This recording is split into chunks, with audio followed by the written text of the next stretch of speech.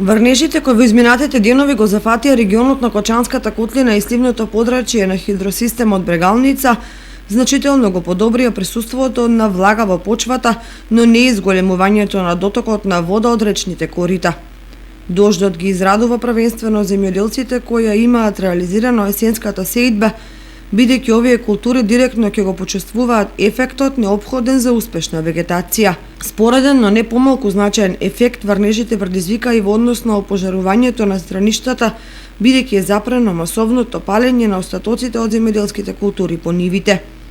Инаку новите количини вода ни приближно не се доволни да предонесат за значително полнење на акумулациите, бидејќи дотокот на вода од Брегалница и другите реки бележи мало зголемување. Тоа значи дека за да се зголеми оптимизмот кај земјоделците и особено кај водостопанствениците, потребни се многу пообилни и долготрајни врнежи, особено поради фактот дека нема снег на планинските врвови кои со топењето би се слеал во реките, а преку нив во вештачките езера.